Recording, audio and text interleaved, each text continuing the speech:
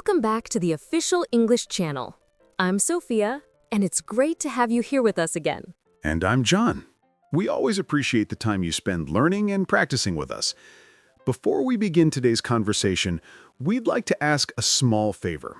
If you enjoy these lessons and they help you improve your English, please make sure you're subscribed to the official English channel. Sharing and liking also makes a big difference because it allows more learners to discover what we do. Thank you so much for supporting us. Now, let's get into today's topic. Since weekends are something we all look forward to, we're going to focus on how to talk about them in everyday English.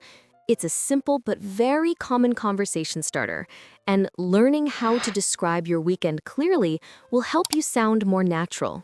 Exactly. And speaking of weekends, how was yours, Sophia? It was really enjoyable. I managed to balance some quiet moments with the few activities I love. How about you? Mine was a bit full, but in a good way. I like weekends that keep me moving, but still give me time to relax at the end. They help me reset for the week, and I think a lot of our listeners feel the same way. Definitely. Weekends give us a chance to pause, and that actually connects perfectly to our lesson today. When someone asks about your weekend, they're usually trying to start a friendly conversation, so it's helpful to know how to describe it smoothly.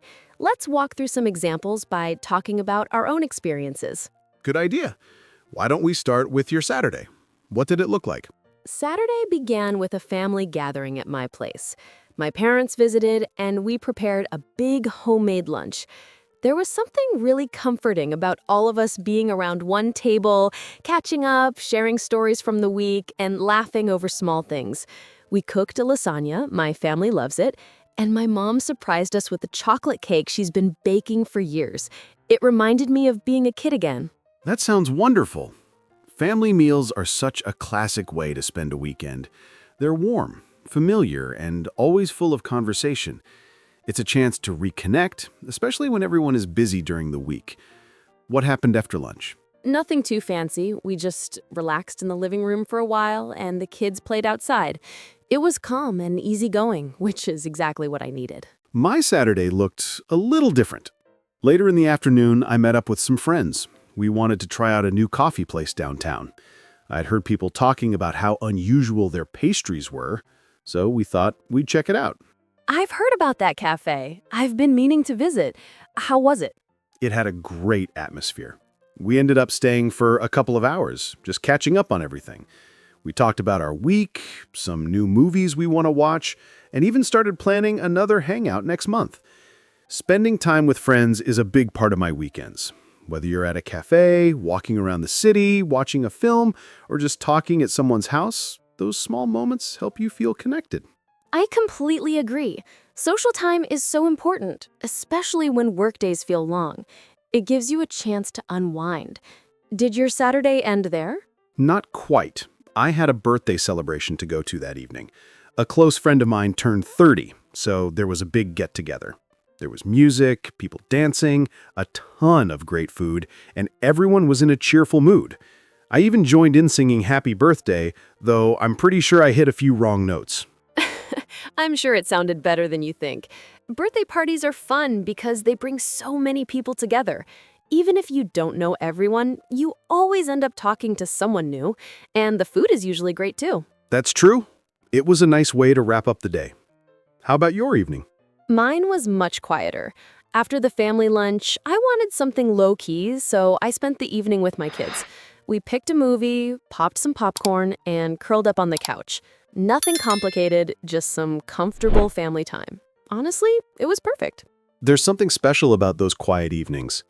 You don't have to go out to have a memorable weekend. Sometimes sitting with your kids, watching a movie, or reading together is exactly what you need. Those simple moments often stay with you the longest. I agree. Now, let's move on to Sunday. My Sunday mornings usually begin the same way. I attend church every week. It's a moment for me to reflect, to be thankful, and to start the day with a peaceful mindset. It helps me feel grounded. That's a meaningful tradition. A lot of people like to spend part of their weekend doing something that helps them feel centered, whether it's attending a place of worship, meditating, or simply taking a quiet walk. It creates a sense of calm that carries into the week. What did you do after church? We had a light lunch at home, and then I took the kids to a nearby park. They were full of energy, riding their bikes and running around.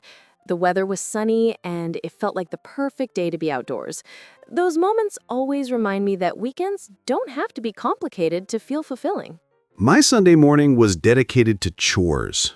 Laundry, cleaning, organizing a few things. Not exactly exciting, but definitely necessary.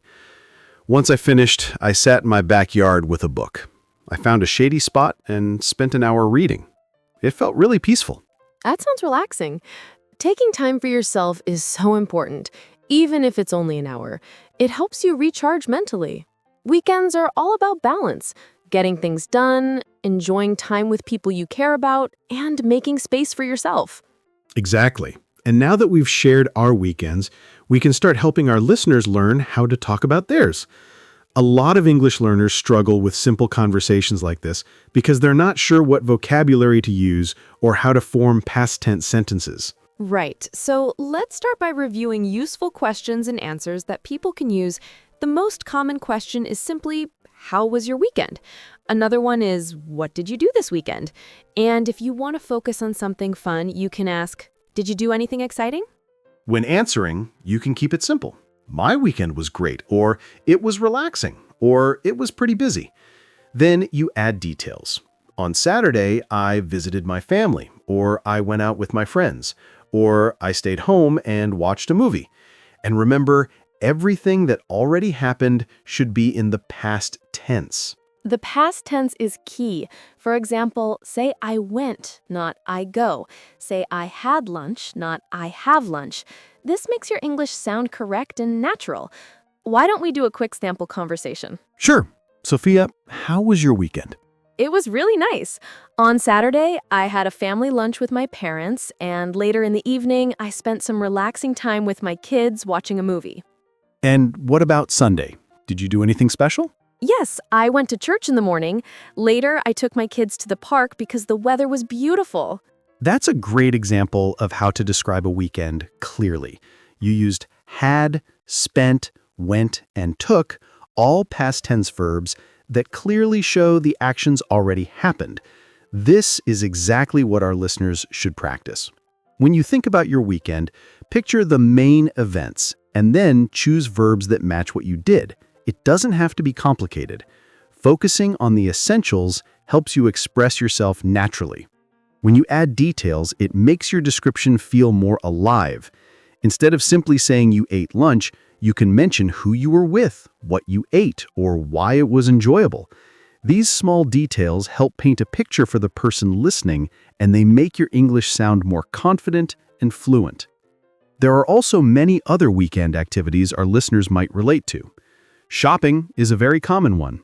Some people go grocery shopping to prepare for the week, while others browse clothing stores or walk around a mall just for fun. It's a simple activity that can easily be included in a weekend description. Another popular activity is gardening, if you have a yard or even plants on your balcony. There's something calming about planting, watering, or just taking care of your space. Talking about gardening is a great way to practice vocabulary related to nature and outdoor activities. Sports are another topic that comes up often. Maybe you played basketball with friends, watched a football game, or went to your child's soccer match.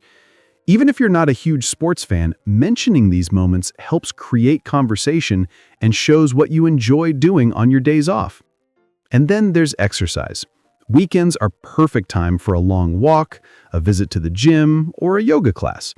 If you've been wanting to start a healthier routine, weekends are usually when you have enough time to do that. These activities are easy to talk about in English, and they show how you spend time taking care of yourself. On the other hand, some weekends are all about staying home and relaxing. Maybe you listened to music, watched a new series, read a book, or just rested. It's completely normal to have quiet weekends, and they're just as interesting to talk about. Sometimes doing nothing is exactly what your body and mind need. Sharing these kinds of details helps create a fuller picture of your personality and lifestyle. And remember, conversations about the weekend are often used to build friendly connections. They help you learn more about someone's interests, schedule, and even their culture. so don't be shy about sharing your own stories. Here are a few tips to keep in mind when talking about your weekend in English. First, keep your description focused.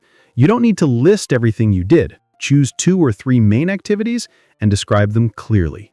Second, use descriptive words whenever possible. Words like relaxing, exciting, peaceful, or busy make your story more engaging. Third, always pay attention to the past tense. If you need help, make a list of common verbs in both present and past forms. Practicing those will make speaking much easier. Fourth, show interest in the other person's weekend.